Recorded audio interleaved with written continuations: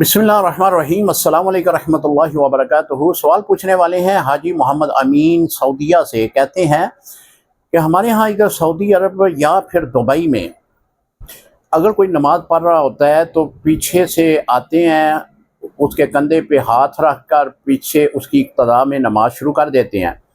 क्या ऐसे में नमाज हो जाएगी? मोहतरम, इस पर मैं कई बार वीडियोस बना चुका हूँ कि इस तरह नमाज नहीं होती। चंद दिन पहले एक आदमी ने ऐसे ही सवाल पूछा था। उसने कहा कि मैं सुन्नतें अदा कर रहा था तो मेरे पीछे आकर इस तरह लोग खड़े होना शुरू हो गए। जब मैंने सलाम फेरा तो देखा कि वो लोग काफ़ी तादाद में हैं। अब देखें कि वो सुन्नतें अदा कर रहे हैं और लोग पीछे फ़र्ज पढ़ रहे हैं।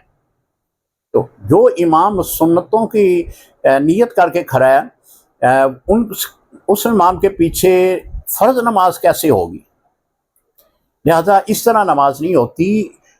नमाज बाजमात अदा करने के लिए बाकायदा इमाम को नियत करना पड़ती है।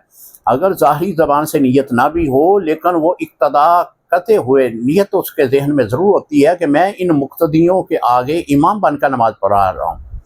तो यहाँ पे तो उसने अकेले नमाज पढ़नी शुरू की है। पता नहीं वो नफल पढ़ रहा है, सुन्नतें अदा कर रहा है, फ़र्ज पढ़ रहा है। बाद में आने वाले उसके कंधे पे हाथ रखते हैं कि जी हमने आपका इमाम का इंतखाब कर लिया, अब आपके पीछे नमाज पढ़ रहे हैं। ऐसे नमाज नहीं होगी। लिहाजा अगर कोई नमाज पढ़ना चाहता है तो अपनी पढ़ ले। कोशिश तो ये हो कि जो इमाम साहब की नमाज है, जो वहाँ पे पहली जमात होती है, उसमें शामिल हुआ जाए। अगर उसमें शामिल नहीं हो सके तो बाकायदा नमाज का बाजमात का एहतमाम किया जाए। आप में जो इमाम बनने की जिसमें शराइत मौजूद हैं, उसको इमाम मुंतखब करें, उसके पीछे नमाज अदा करें, फिर नमाज होगी। अस्सलामु अलैकुम रहमतुल्लाहि व बरकातुहू।